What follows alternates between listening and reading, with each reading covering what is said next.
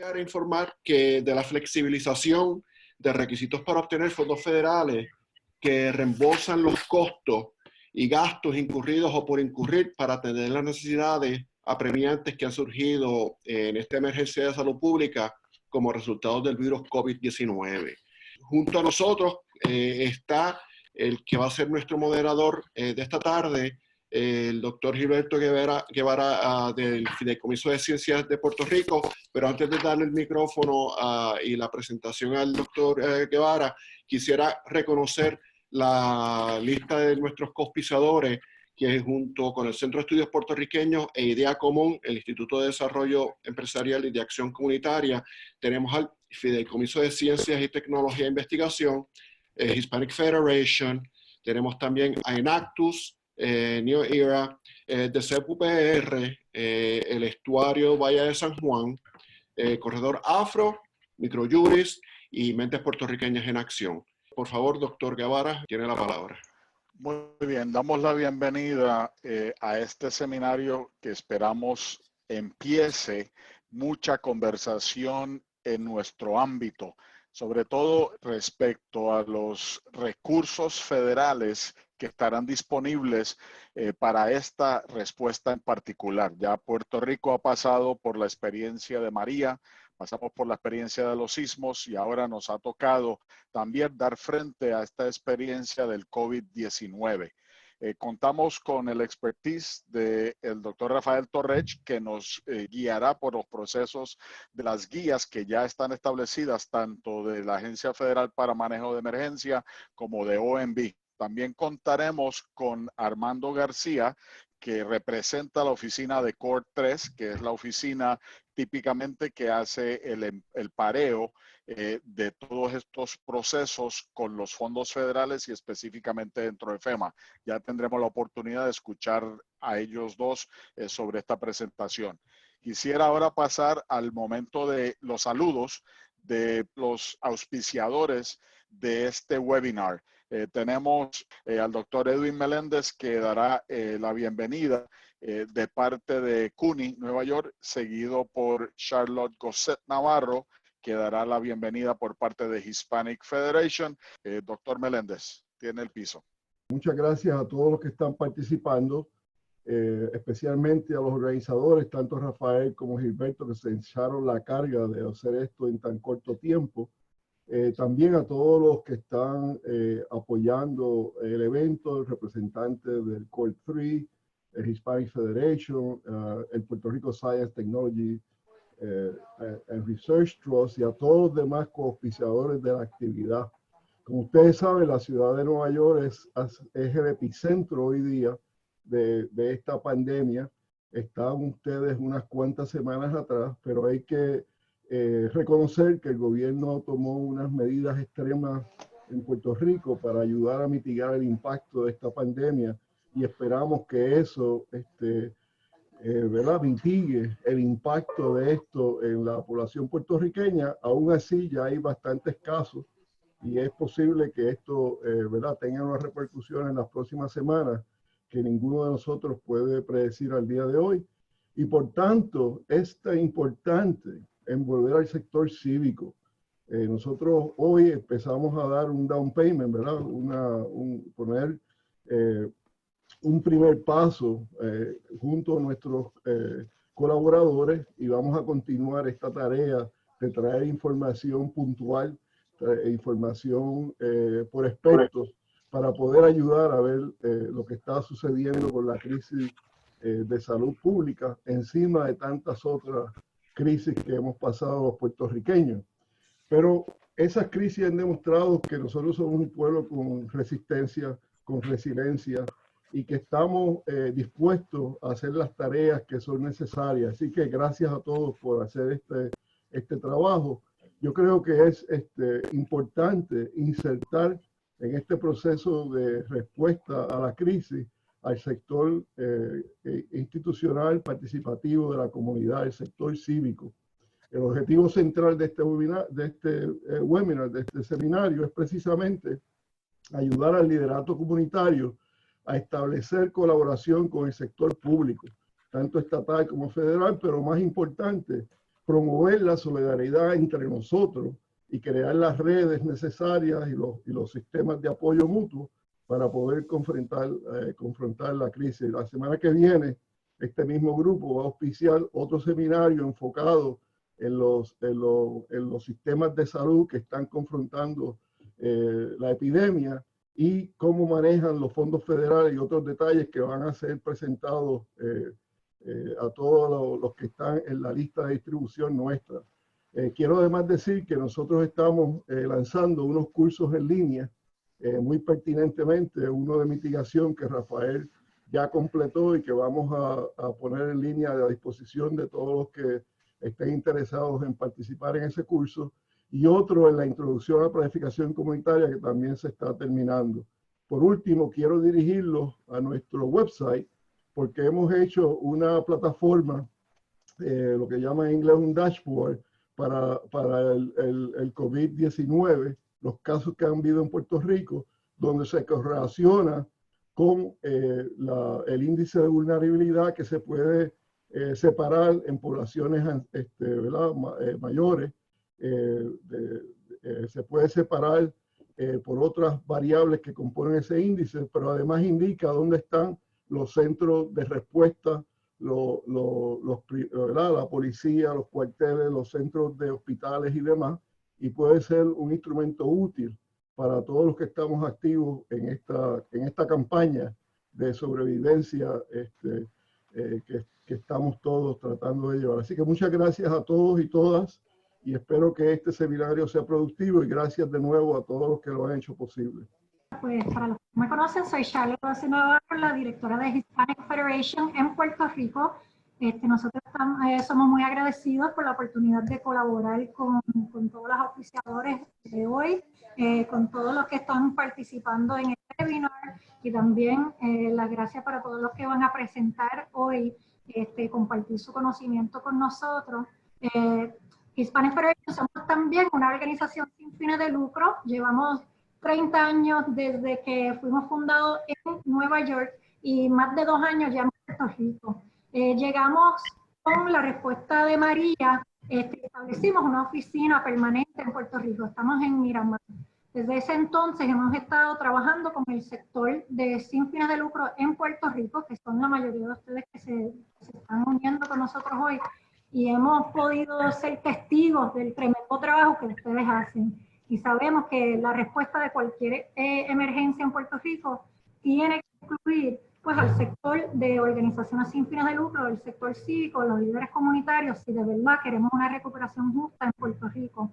Así que sabemos que otra vez estamos aquí pasando por tiempos difíciles, otra vez sin precedentes, y nosotros como organización estamos buscando diferentes maneras de apoyar al sector, apoyar a ustedes, para que ustedes puedan hacer el trabajo que saben hacer en sus comunidades, para armarlos pues con esa información que necesitan y esos recursos. Y esperemos pues que este recurso y este webinar también les va a apoyar en su respuesta. Además, les quiero invitar a visitar nuestro website hispanicfederationunidos.org, para que puedan ahí encontrar los otros webinars que nosotros hemos estado haciendo esta semana sobre diferentes temas dirigidos a entidades sin fines de lucro en Puerto Rico. También ahí pueden encontrar el enlace para llegar a la serie de webinars que estamos haciendo para organizaciones sin fines de lucro en los Estados Unidos, en inglés. Muchos de esos también son pertinentes para los grupos en Puerto Rico. Así que ahí pueden encontrar tanto los webinars que ya hicimos y verlas si no pudieran unir, como también encontrar información de cómo registrarse para los futuros webinars. La semana que viene vamos a tener 2, tenemos uno sobre el manejo de emociones y estrés durante crisis, otra vez dirigido para organizaciones sin fines de lucro, y el jueves todavía estamos coordinándolo, pero queremos hacer uno el jueves a las 3, que va a tocar el tema de cómo ustedes pueden cuáles son los procesos, básicamente, de cómo buscar esos incentivos que están anunciando tanto el gobierno local como el gobierno federal. Así que vamos a tener ese webinar bastante práctico de cuál es el proceso para poder conseguir esos incentivos para sus organizaciones, para los pequeños negocios y para individuos.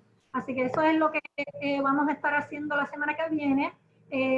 Y además de poder continuar colaborando con los grupos que estamos haciendo este webinar hoy. Así que muchas gracias. Cualquier pregunta que tienen, cualquier recomendación de recursos que se necesita, lo pueden mandar a nuestro email, que es prinfo@hispanicfederation.org. Eso es nuestro email general. Cualquier recomendación, cualquier pregunta que tienen, nos pueden escribir ahí. Así que muchas gracias y lo paso otra vez a los panelistas.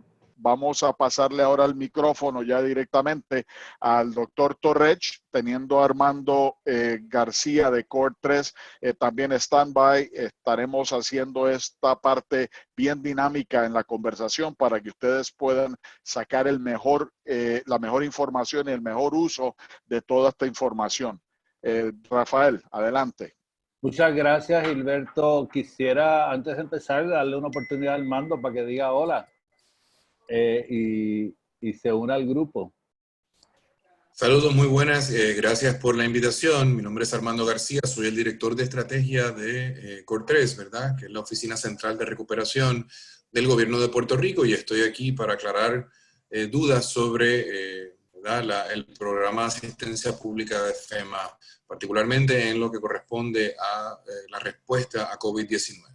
Muchas gracias, de verdad que le añade mucho valor el que Core 3 esté con nosotros. Rápidamente yo quisiera darles una idea de lo que vamos a hacer hoy.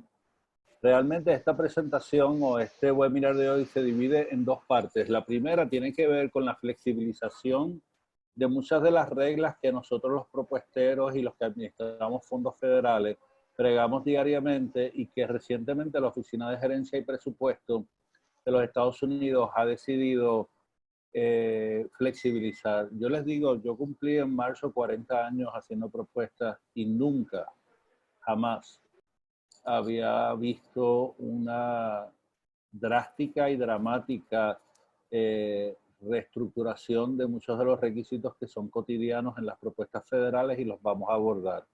También vamos a hablar sobre la declaración de emergencia de los Estados Unidos con relación al COVID. Ambos tienen que ver con el COVID.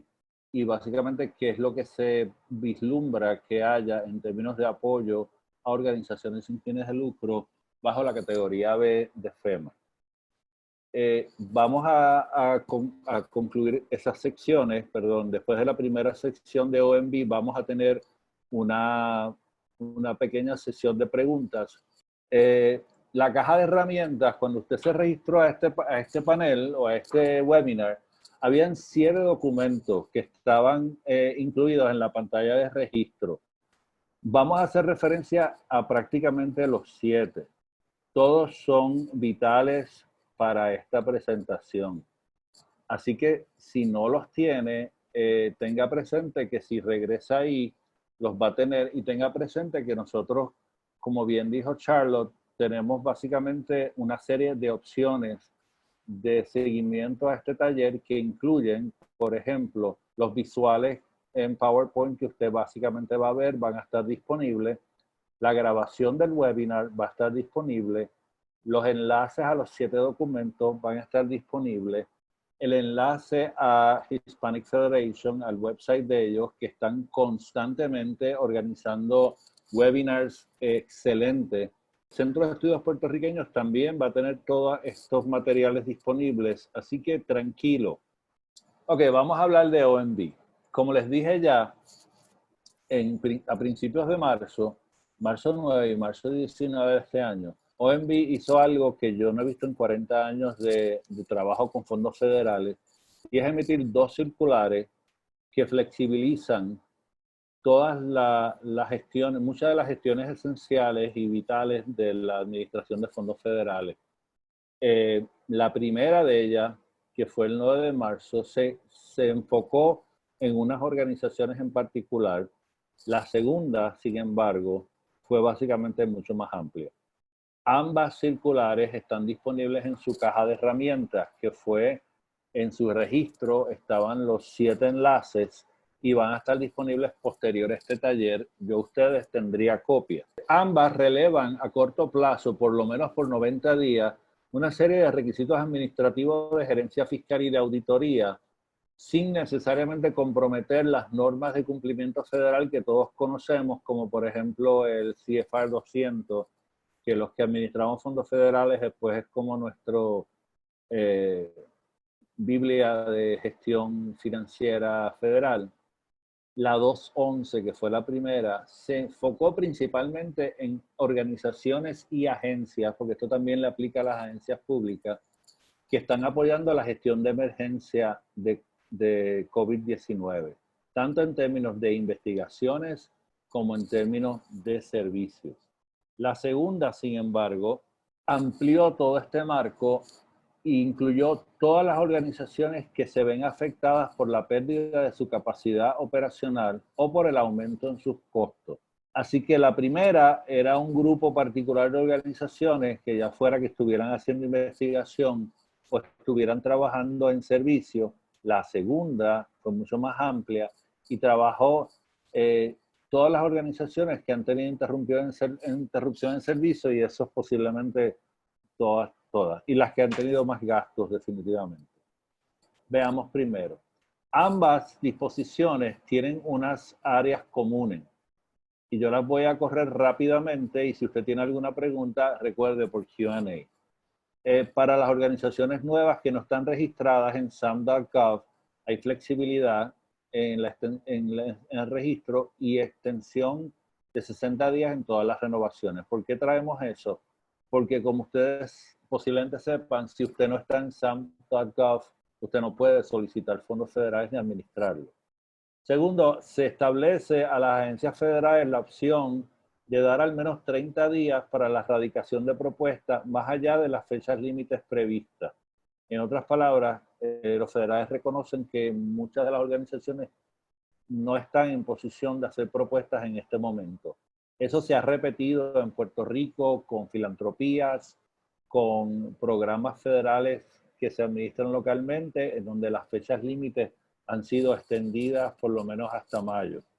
Las propuestas de continuación que nosotros conocemos, cuando usted recibe una subvención, let's say, de 3 años, entre el primero y el segundo año, usted no tiene que someter una propuesta competitiva nueva. Usualmente usted somete una propuesta de continuación. Y esa propuesta de continuación, aunque es más breve que una propuesta original, es básicamente le requieren una serie de cosas. El gobierno federal está diciendo de que usted básicamente lo que tiene que hacer esencialmente es hacer una declaración breve de su capacidad para resumir operaciones y una aceptación de que continuará con la subvención según planificada. Esto aplica a todos los grants que usted tiene entre el 1 de abril al 31 de diciembre. En otras palabras, si su grant se supone que usted sometiera la propuesta de continuación el 1 de agosto, muy posiblemente, por no decir definitivamente, usted no va a tener que hacer una propuesta de continuación, sino básicamente una declaración de que puede resumir operaciones y que básicamente está en la disposición de seguir con el programa.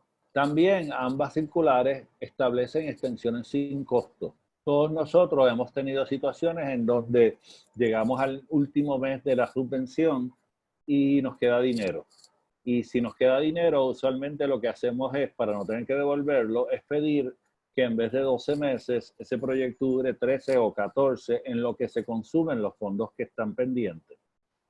En términos de estas circulares, básicamente se concede automáticamente una extensión automática de hasta 12 meses en todos los proyectos que estén pautados para terminar antes de fin de año. Y una vez usted básicamente lo termine, tiene 90 días para someter sus informes, y si necesita más de ese tiempo, más allá del 31 de diciembre, se otorga a las agencias la discreción para hacer las extensiones adicionales. ¿Qué estamos diciendo? Si su proyecto terminaba el 1 de agosto y obviamente usted no ha tenido tiempo para cumplir ni gastar los fondos que usted tenía asignados, ya sepa que tiene a través de esta circular una extensión automática de hasta 12 meses para completarlo. Tal vez no necesite los 12 meses, pero no va a tener que estar articulando justificaciones de que por qué necesito más tiempo para gastar los dinero, porque obviamente el gobierno federal tiene una idea de por qué usted no ha podido. Hay una serie de relevos de aprobación previa. Las agencias se le da la potestad de relevar los requisitos de aprobación previa para cambios en subvenciones. Esos son usualmente cambios en recursos humanos, cambios en presupuesto, transferencias presupuestarias. En este punto, lo que se está diciendo es que las agencias pueden ser creativas en términos de cómo relevar esos requisitos, pero como en toda instancia, se le pide, se le sugiere a las organizaciones y las agencias que se comuniquen con su fuente de fondos.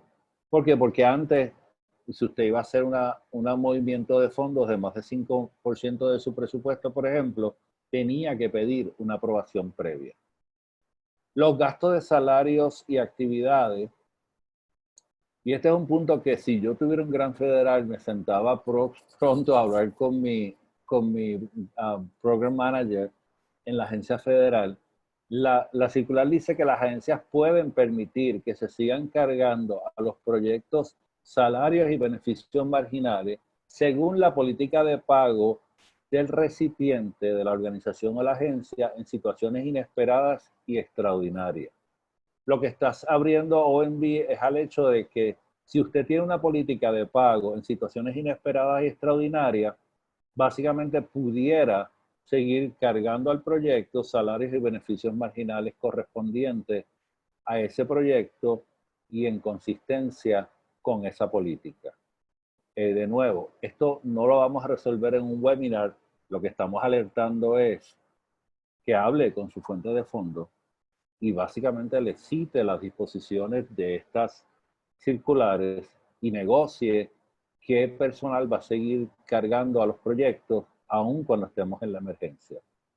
También se podrán cargar a las subvenciones otros gastos, como es, por ejemplo, gastos extraordinarios para resumir las operaciones del proyecto, según los principios federales de costo, y básicamente podrán reevaluar en algún momento, y eso es en caso de organizaciones que no puedan volver a operar, los federales se reservan la potestad de evaluar si ese recipiente, esa agencia, es capaz de resumir operaciones.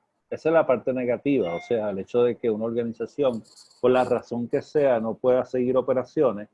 En la parte positiva de lo que estamos hablando es de que hay una serie de gastos que usted va a poder seguir cargando al proyecto en términos de salarios y beneficios marginales y gastos extraordinarios para resumir operaciones que son negociables con su fuente de fondos. Sigamos. En términos gerenciales, los informes programáticos y fiscales se permiten retrasos de hasta 3 meses en su fecha límite. Los que hemos administrado fondos federales sabemos que eso es como que se abrieron los cielos. En otras palabras, si su informe financiero vencía el 1 de septiembre, ya sabe que automáticamente se le ha dado 3 meses para radicarlo, tanto en los informes fiscales como los informes programáticos. Si la agencia aprueba esas extensiones, los recipientes podrán seguir accediendo a los fondos federales que le fueron asignados. Pero, una vez termine esta extensión, hay que someterlos de manera puntual, y la manera puntual usualmente es 90 días después del final de la extensión. ¿Qué estamos hablando? Que los informes financieros y programáticos pueden ser extendidos en su informe. Por otro lado, estamos diciendo que puede haber extensiones sin costo de los programas. O sea, que el calendario que usted entendía que tenía para administrar una subvención federal se acaba de extender de manera genérica hasta por lo menos fin de año, siempre y cuando usted lo hable con la fuente de fondos y usted básicamente le explique cuál es su circunstancia. Pero no es para desesperarse porque, Dios mío, ¿qué voy a hacer con esta propuesta que vence en agosto y llevamos 15 días cerrados y vamos a estar 15 más? Eso es lo que están diciendo los federales. Tranquilo, estamos conscientes, vamos a hablar. En la circular 2011, que es la de investigación y servicio vinculable al COVID, se hacen cosas que son muy raras en las propuestas federales, como por ejemplo, se autoriza O sea, se autoriza a las agencias federales a aprobar costos pre-award, que son los costos que usualmente una organización incurre antes de que le den la subvención.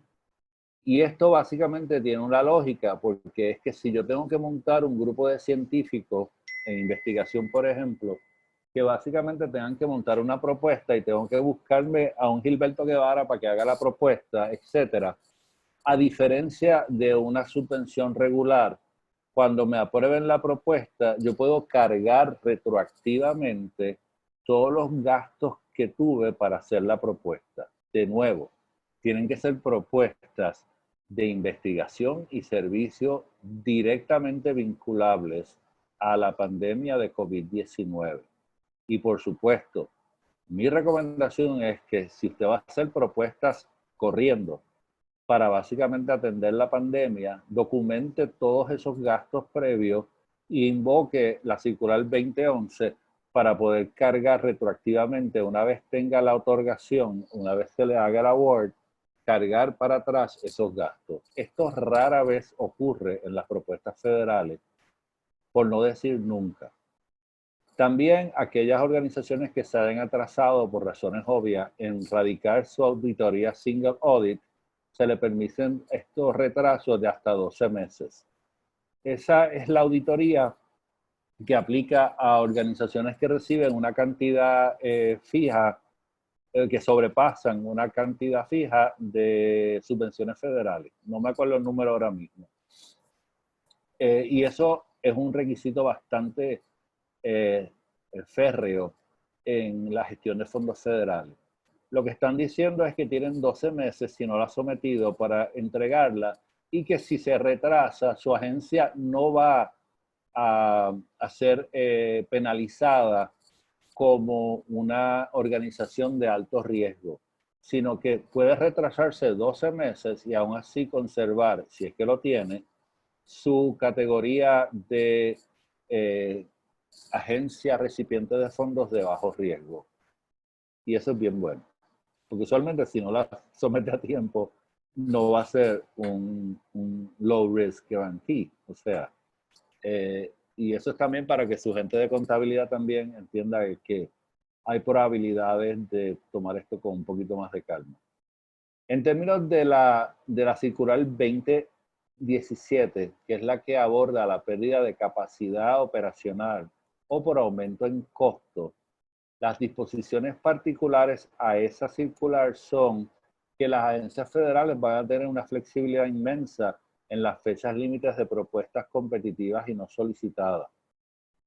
Cada agencia se les requiere que provea instrucciones al respecto. Ya los que estamos en este mundo de las propuestas estamos viendo eso.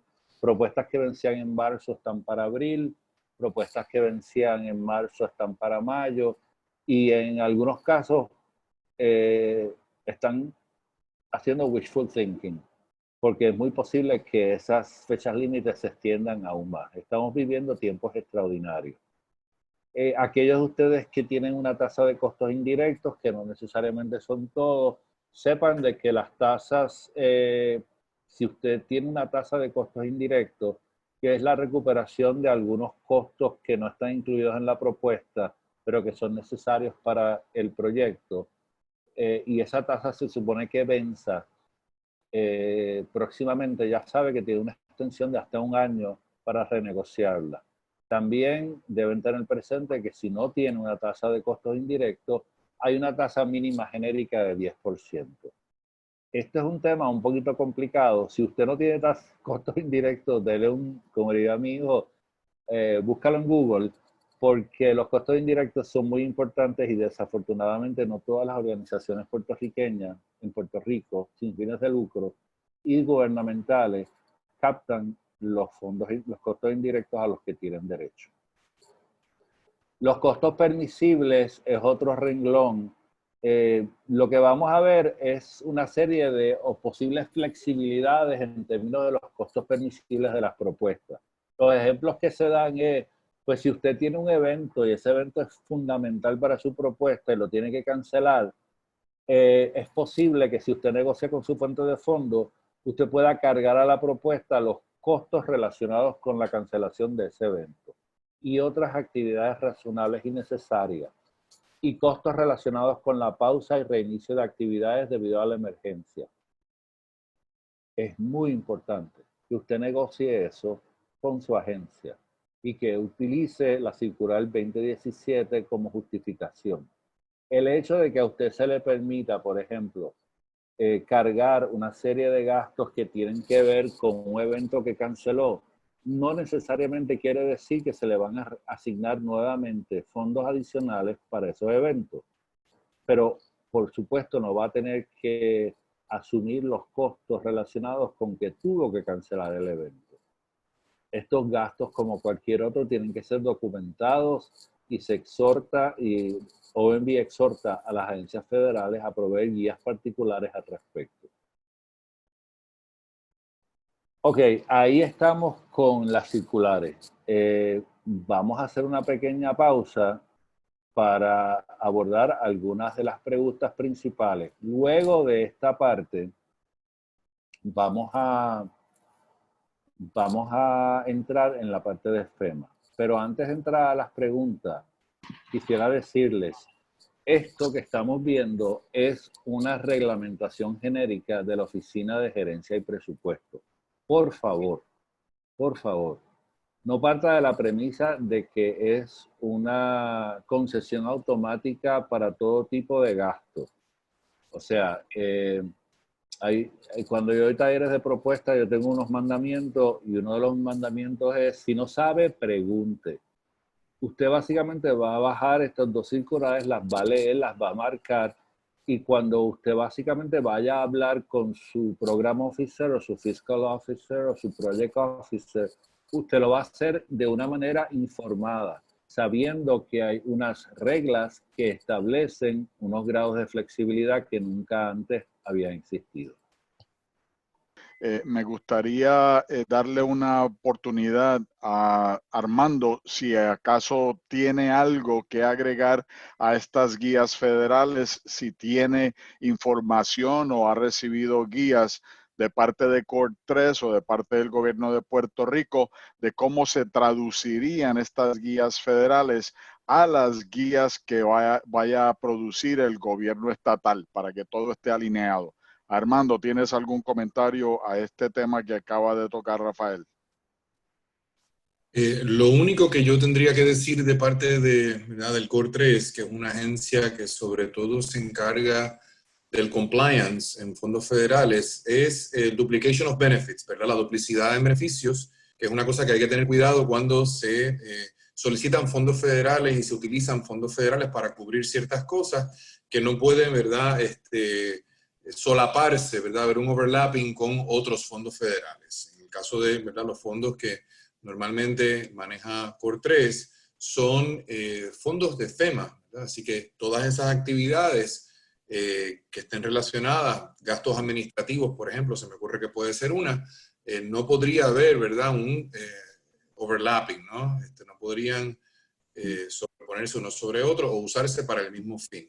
Ese sería el único comentario. Lo otro queda en manos, ¿verdad?, del Departamento de Hacienda y de otro tipo de agencias, ¿verdad?, que se supone que ajusten no solamente esto, sino otro tipo de ayudas que van a venir del gobierno federal. Se acaba de aprobar ahora mismo en la Cámara el proyecto de los 2 trillones, así que todo eso va a venir con una serie de guías, ¿verdad?, y se va a implementar según la agencia correspondiente en el gobierno de Puerto Rico. De parte de CORT 3, nuevamente, cuidado con el overlapping en el uso de los fondos. Sería mi comentario. Y yo tengo que aclarar, para apoyar lo que dice Armando, es que la mayor parte de estas disposiciones es para aquellas organizaciones que reciben fondos directamente del gobierno federal. Aunque el gobierno federal, en cada subvención, usted tiene un oficial de programa y un oficial de proyecto o oficial fiscal, que es el que brega con presupuesto. La intención principal es que usted básicamente pueda tener una referencia.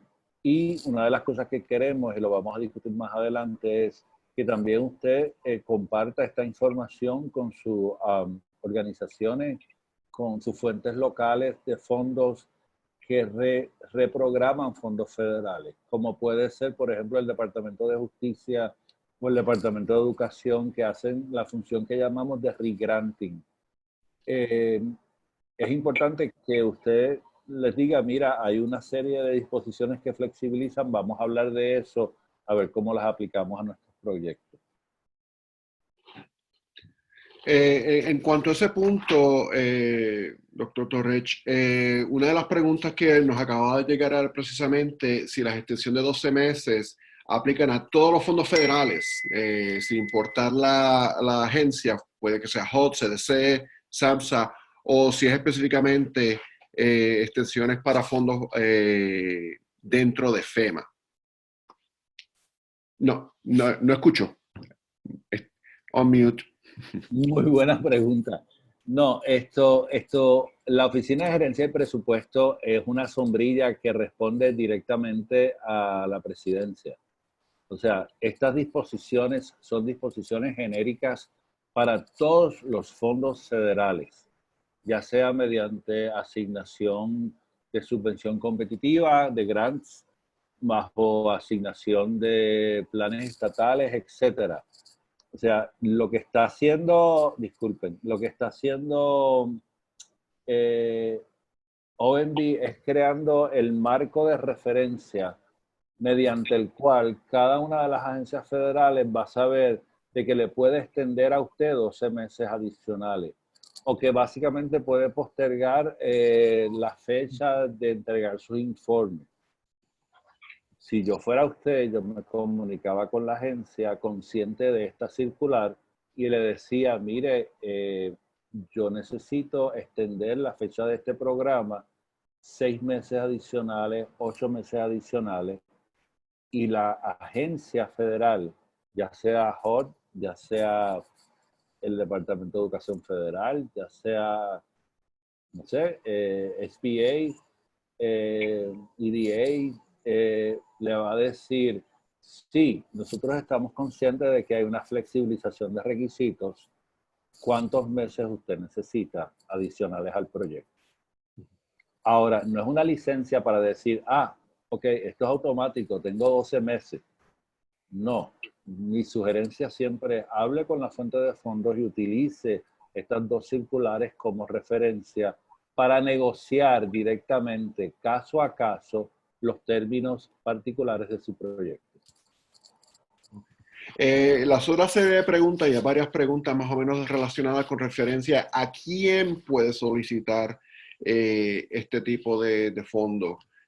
Preguntan, por ejemplo, organizaciones que ofrecen servicios a zoológicos, organizaciones de agricultores y pescadores. Esas son dos preguntas de quién puede solicitar este tipo de fondos en general. La mayoría de estas disposiciones son, con excepción de posiblemente 3 o 4, para organizaciones que ya tienen fondos federales, que ya los reciben. Y básicamente la flexibilización primordial es en el manejo de los requisitos de esos fondos. Ahora, las que aplican a personas o organizaciones que no hayan pedido fondos tienen que ver con fechas límite, tienen que ver con registro de SAM. En mi experiencia, realmente hay muchas fuentes de fondos, pero el énfasis de este proyecto no es cómo acceder a esas fuentes de fondos. Estamos dando unos talleres en la UPR Bayamón, en la División de Educación Continua y Educación Profesional. Podemos poner en Toolbox las personas de apoyo y esos talleres ya bregan con aquellas personas que no tienen acceso actualmente a los fondos federales y cómo básicamente ellos pueden conocer las oportunidades disponibles. Ok. También preguntan con referencia a agencias gubernamentales, específicamente los municipios. Dicen, muchos municipios no tienen efectivo para pagar por servicios. ¿Qué recomiendan? Esa es una pregunta. Otra con relación a agencias gubernamentales. Las agencias de gobierno, ya más general, ¿pueden solicitar? Ok, vamos con la primera. Las únicas disposiciones aquí que tienen que ver con aquellas personas que hacen propuestas pudieran tener que ver con la apertura en los costos pre-award. O sea, que usted haga una propuesta con un municipio para medidas que están relacionadas con la emergencia o para investigaciones relacionadas y el municipio pueda recuperar esos costos una vez se apruebe la propuesta. Pero desafortunadamente, y por eso es que esa disposición es tan excepcional, los costos pre-award, los costos que se incurre un municipio antes de hacer una propuesta, no son necesariamente recuperables y tienen que ser una especie de inversión que hace el municipio de sus propios fondos a cambio de poder acceder a fondos adicionales en el futuro. Ni siquiera los costos indirectos, porque los costos indirectos que mencionamos usualmente se reembolsan al cierre del primer año de operaciones. Así que los municipios tienen que hacer una inversión de sus propios fondos como una especie de apuesta a que básicamente esos recursos pueden obtener el financiamiento necesario. En el caso de FEMA en particular, hay agencias y hay personas que hacen el manejo de los fondos federales y hay firmas locales, firmas del exterior, firmas mixtas, que lo que hacen es que le manejan a los municipios, particularmente y a algunas organizaciones sin fines de lucro, todo lo relacionado con la recuperación y los reembolsos vinculados a los desastres. Y una vez esa agencia o corporación sin fines de lucro recibe pago, cobran de una partida de gastos administrativos. Pero realmente, le digo, 40 años como propuestero, es una inversión que tiene que hacer su cliente, sea el que sea, sabiendo de que posiblemente o se la paguen ahora o se la paguen una vez y sí se da el proyecto. La otra pregunta, Carlos, perdona. Un momento. La otra pregunta era con relación a el registro de SAMS. ¿Puede ser para pequeños negocios? No te sé decir eso, pero si el pequeño negocio va a solicitar fondos, porque los pequeños negocios a veces pueden recibir fondos federales, definitivamente deben tener sam.gov y una cosa que se llama el DUNS number, D-U-N. Son requisitos. El SAMS es una especie de registro de, como dicen en los municipios, registro de licitadores. Es como un registro de aquellos que pueden hacer negocios con el gobierno. Y yo, si yo fuera usted, lo sacaba. Anyway. Y yo hago eco de esa última recomendación porque he trabajado en esta parte empresarial y sí, cualquier negocio que tenga interés en hacer contrataciones con el gobierno federal y hay una vasta cantidad de fondos que no se utilizan, particularmente aquí en Puerto Rico, deben ya de tener su número de DUNS y SAMS. No es solamente para agencias de gobierno o para agencias sin ánimo de lucro, sino para cualquier institución que quiera hacer negocio con el gobierno federal. Muy bien, Gilberto, ese es el área de él. Gracias. Otra pregunta más general es cómo se puede obtener más información. Nuevamente reiteramos que los documentos aquí presentados y la información aquí presentada, si no está ya puesta en nuestro website centropr.nationbuilder.com, COVID-19 webinar, la pondremos ahí próximamente. En cuanto a otras preguntas pertinentes nuevamente sobre quién puede participar, quién puede beneficiarse, un colegio privado, organizaciones sin fines de lucro, puede registrarse también, etcétera. Y también me gustaría que puntualizaran nuevamente de que muchas veces estos servicios hay que coordinarlos con las agencias del gobierno de Puerto Rico, ¿no es así? Disculpa, hazme la pregunta. El último punto era con relación a qué tipo de relación deben de tener las organizaciones sin fines de lucro con el gobierno de Puerto Rico al solicitar estos fondos? Bueno, hay varios niveles. A veces la solicitud se le va a hacer al gobierno de Puerto Rico, porque el gobierno de Puerto Rico recibe los fondos federales y entonces ellos hacen una convocatoria local. Eso pasa mucho en educación, en justicia, en la oficina de la Procuradora de la Mujer, en otras agencias, familia, etc. Ahora, segundo, es siempre recomendable que usted trabaje en alianza o por el conocimiento de las agencias, porque las agencias es un excelente socio, aliado, y en algunos casos puede darle pareo y en algunos casos puede minimizar la necesidad económica que haya para su proyecto si ellos básicamente le facilitan un proceso. Tercero, y esto es un poquito complicado y técnico, hay una circular que exige a algunas proponentes que sometan sus propuestas, copias de sus propuestas a la Junta de Planificación bajo un procedimiento federal, que le voy a ser bien franco, ha sido cuestionado porque realmente no se atiende mucho, pero técnicamente usted tiene que someter copia de su propuesta, si esa propuesta está en una lista, al gobierno estatal para que el gobierno estatal dé comentarios, no de contenido, sino de su vinculación con la política pública. Esa es una reglamentación que empezó en los 80 y ha ido perdiendo fuerza. Pero de todos modos, yo creo que tanto a nivel municipal como estatal, como diría una amiga mía, juntas pero no revueltos, pero siempre es bueno tener alianzas con los prestadores de servicios y las agencias para básicamente poder aumentar la eficiencia y la eficacia de nuestros servicios. Entiéndase también que en muchos casos esas agencias públicas quieren hacer la alianza, porque lo que ustedes hacen en las organizaciones sin fines de lucro, ustedes bien saben que tiende a ser en muchos casos mucho más efectivo, mucho más eficiente que lo que hace el gobierno. Carlos. Sí, otra pregunta relacionada con la gerencia, la gestión del gobierno en Puerto Rico. Si la agencia o director del programa estatal no está disponible durante la emergencia, ¿se puede ir directamente a la oficina federal?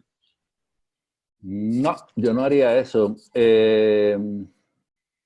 Obviamente hay muchas personas que están trabajando en la casa. Si yo fuera a ir a la agencia federal, yo iría exactamente no con una queja, sino con una pregunta. Exactamente la misma pregunta que usted debe hacer. Mire, por las circunstancias de la crisis, yo no puedo comunicarme con mi programa oficial estatal que administra unos fondos de su agencia.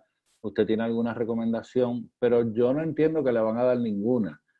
Ya usted vio por estas circulares que el gobierno federal va a hacer todo lo necesario para flexibilizar sus procesos y para que básicamente usted entienda de que estamos en una crisis donde las prioridades no necesariamente son administrar proyectos que no tengan que ver con la emergencia. Sí, su proyecto tiene que ver con la emergencia, esos son otros 20 pesos, porque básicamente entonces es un proyecto prioritario en este momento para el gobierno federal y usted debe hacer contacto con la agencia federal diciendo, mira, esto es un servicio crítico en este momento. Sabemos que a veces nosotros en las organizaciones sin fines de lucro entendemos que hay cosas que son críticas que el gobierno no entiende que son críticas, pero realmente la justificación tiene que ver con la gente, con las personas que se benefician del servicio. Y definitivamente yo creo que la agencia federal lo va a atender con un interés más especial para facilitarle aquello que usted necesite para continuar operaciones. Luego hay una serie de preguntas un poquito más detalladas y específicas. No sé si hacerlas al final nuevamente o si proseguimos con alguna otra presentación. Hay una pregunta de mi buena amiga Marily que dice, ¿hay algo en HOT que le gustaría puntualizar? En este momento, sí y no. HOT está en el mismo barco. En este momento, en términos de la gerencia de proyectos de HOT, todo lo que dice aquí es genéricamente aplicable. Pero de nuevo, hay que hacer contacto con su oficial de programa o su oficial fiscal y plantearle cuáles son sus planes para básicamente atajar la crisis con los fondos que tiene asignados. Okay. Carlos, perdona, es que sí. quería No, quería asegurarme de que no hubiese alguna otra presentación o alguna otra intervención por parte de los panelistas. Gracias. Antes de proseguir con las preguntas. ¿Alguien quiere hacer algún otro comentario o intervención? Pues en ese caso, otra pregunta dice, ¿pueden abundar un poco en los requisitos de propuestas de continuación bajo estas circulares? Pues básicamente lo que les puedo decir es exactamente lo que dice la circular. Uno, que básicamente hay que mandar un statement diciendo que usted está funcionando y básicamente un planteamiento de que usted es capaz de resumir sus operaciones. Cualquier requisito adicional de continuaciones tendría que negociarse con la fuente de fondos. Está en pantalla ahora mismo que dice una declaración breve de que usted es capaz de resumir y que si acepta continuar con la subvención según planificada en el próximo ciclo. Tenga presente que antes de llegar al punto de hacer una propuesta de continuación, usted ya básicamente le dieron la opción de extender su proyecto hasta diciembre. Así que esto sucedería en, yo le diría, 2 o 3 meses antes de diciembre, es que yo realmente traería a colación la propuesta de continuación, consciente de que hay una flexibilidad adicional para someterla posteriormente. Okay. Otra pregunta dice, nuestra organización es una estación de radio educacional registrada como 501C3. ¿Qué tipo de ayudas podemos buscar? Las estaciones de radio, bueno, ¿qué ayuda puede buscar en este momento con relación a lo de OMB? Si la ayuda que usted está interesado en buscar tiene que ver con la pandemia y la inminente tercera declaración de desastre, esa es la próxima parte de nuestro taller. Estamos a mitad. Así que saque el popcorn. Una pregunta más o menos relacionada en el sentido de que planes futuros, si no puntualizados en este momento, serían, somos una cooperativa de ahorro y crédito, ¿a quién debo recurrir para que nos oriente y prepare propuestas para solicitar fondos federales? Wow. En este momento hay una iniciativa que se inició hace unos años, pero que ha sido retomada, que se llama el Centro de Oportunidades Federales. Ahora mismo está ubicado en la Oficina de Gerencia y Presupuesto y justo antes de todo esta emergencia estaba calentando los motores en términos de poder ayudar a las organizaciones, a los municipios y a las agencias estatales a aprender a hacer propuestas. También yo soy parte de una iniciativa de un curso de certificado a nivel experto en propuestas que estamos dando en la UPR en Bayamón para capacitar a empleados del gobierno estatal. Hay planes y vamos a poner la dirección de contacto para que esas capacitaciones se extiendan a individuos, organizaciones sin fines de lucro y municipios. En este país hay una gran cantidad de personas capaces para ayudarles en propuestas. Desafortunadamente, no se promocionan. Usted debe preguntarle a alguien que tiene una relación satisfactoria con uno para que los ayude. Pero de nuevo, la mejor forma de aprender a hacer propuestas es hacerla, es meterle el diente. Sí. Hay una pregunta aquí que me interesa mucho porque está muy cerca de mi corazón y es, para proyectos subvencionados por el Departamento de Justicia que ofrecen servicio directo, el personal que brinda servicio puede continuar facturando su horario completo si se encuentra realizando trabajo remoto. Está justificado en estas cartas circulares la utilización de los fondos para pagar al personal sus horas completas. Esto es lo que llamamos un re-grant. Usted debe tratar de comunicarse con el Departamento de Justicia. Si no, mándele un email a info.ideacomún@gmail, que es el grupo que uno de los auspiciadores de esto, y yo le ayudo. No lo haga sin hablar con ellos primero, pero en teoría, si esa persona, usted puede documentar que está cumpliendo en trabajo remoto la tarea asignada por la propuesta, o tareas que tienen que ver con la emergencia, o tareas que tienen que ver con las disposiciones de esta circular, sí podría hacerlo. Pero de nuevo, pregunte primero, o por lo menos informe primero para ir a la segura. Una pregunta, Finn, es, ¿se podría solicitar reprogramación para cubrir los gastos que se han dado para atemperar los servicios virtuales ante la emergencia COVID-19? En teoría, de mi interpretación de esta disposición, dice que se podrán cargar a las subvenciones otros gastos, como por ejemplo los necesarios para resumir las operaciones del proyecto, siempre y cuando sean consistentes con los principios federales de costo. Los principios federales de costo definen qué es elegible y cómo documentarlo, entre otras cosas. Así que la respuesta, si yo tuviera que contestar sí o no, yo diría que sí. Pero obviamente mi respuesta va a ser, es posible. Por lo menos si usted va a reclamar o va a pedir que esos gastos se puedan reprogramar para esas actividades, debe utilizar las circulares que les menciono arriba, la 2011 y la 2017, como justificación ante su fuente de fondos. Algo parecido nuevamente, damos servicios directos a víctimas del crimen, como psicoterapia, etcétera. Hemos hecho unos gastos para desarrollar nuestra capacidad de telemental health. ¿Estos gastos son recuperables? Esos gastos, básicamente, si usted tiene una propuesta con el Departamento de Justicia Federal, a través del Departamento de Justicia, aplica exactamente lo que le dije a la pregunta anterior con relación a los fondos de ellos. Sin embargo, en la parte de FEMA, que vamos a empezar próximamente, es también posible que usted vea algunas posibles oportunidades de apoyo. ¿Ok? Posible. Así que en ambos contextos. Dime, Gilberto, perdón. Sí, también, Rafa, para complementar esa respuesta, si buscan en USDA, en este momento hay una propuesta o una llamada a propuestas para lo que es telemedicina y aprendizaje a distancia. Entiendo que una gran parte de estos fondos van a ser dedicados para trabajar en programas relacionados con asuntos de justicia, el uso de opioides, etcétera.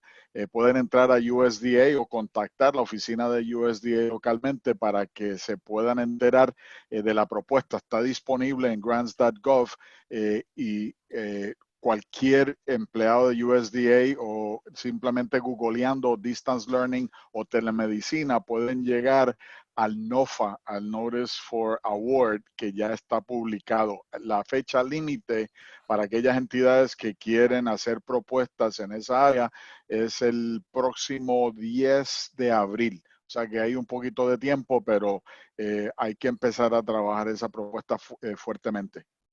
Y es que Rafa, yo creo que se sostiene. Si es que se sostiene sí, esa fecha límite. Sí. Correcto. Yo creo que hay un sinnúmero de otras preguntas que podríamos dejar tal vez para el final. Tenemos que despedir a Armando, que tiene que unirse a otra llamada con su agencia.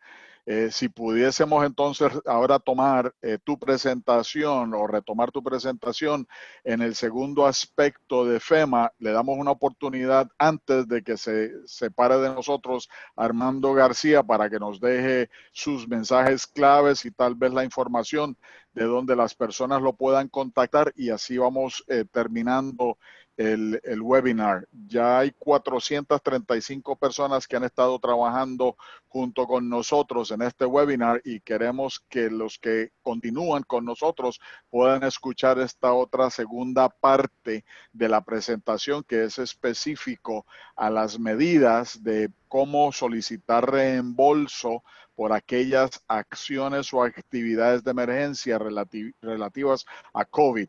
Pero antes, Armando, ¿alguna palabra de parte tuya antes de que te tengas que separar?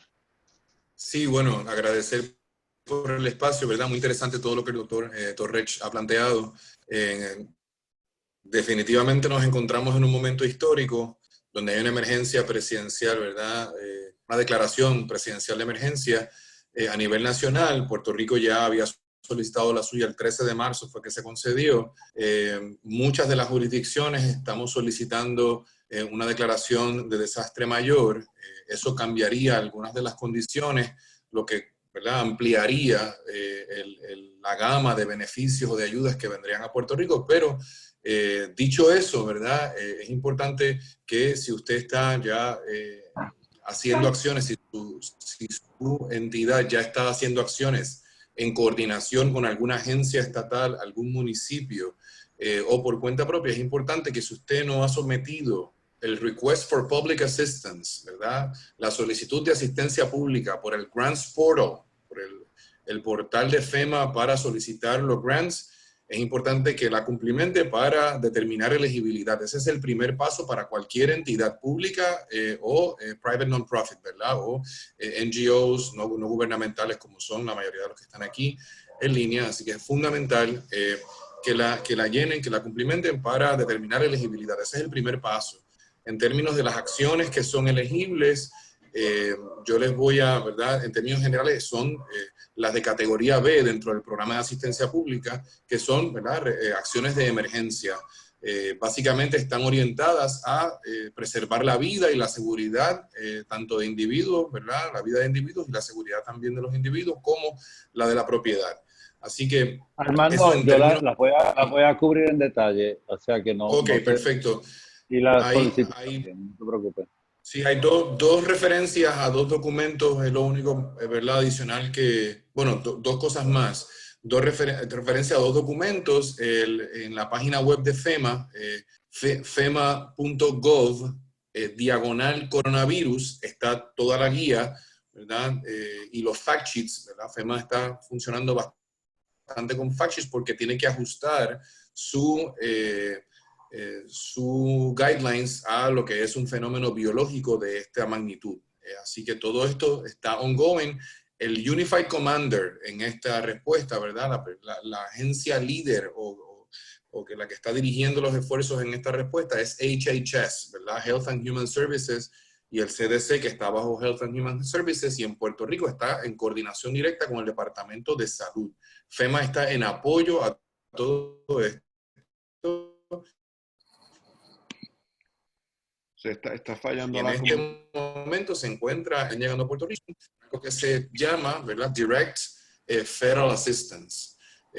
Lo que va a hacer meritorio en este punto es empezar a establecer, para entidades sin fines de lucro, empezar a establecer coordinaciones con el Departamento de Salud o con los municipios o con manejo de emergencias para ver de qué forma actividades que puedan llevar a cabo amplíen el alcance de lo que el gobierno, tanto federal como estatal y regional, están haciendo en esta respuesta, que es, ¿verdad?, está llena de incertidumbre, no es lo mismo que un huracán, no es lo mismo que unos sismos, amplía, ¿verdad?, esa dimensión de incertidumbre, y es importante tener en cuenta que las reglas pueden ir cambiando conforme pasen los días también, según lo que haga falta. Así que estemos listos, ¿verdad?, preparados en colaboración y coordinación lo más posible. Armando, el otro documento importante es la guía. Sí, disculpa, una de las preguntas que yo recibo constantemente y quisiera abordarla antes que te fuera, es si una agencia, como una organización sin fines de lucro, puede asegurar que su actividad elegible bajo la categoría B y bajo los lineamientos de la hoja informativa de FEMA, ¿qué tipo de certeza tienen que tener o cómo ellos pueden obtener esa certeza de que están alineadas con el plan del gobierno y por tanto serían reembolsables? La respuesta a eso sería un MOU, ¿verdad? Un acuerdo con alguna entidad. Lo que la asegura es un acuerdo con una entidad, sí. En ese sentido, ¿verdad?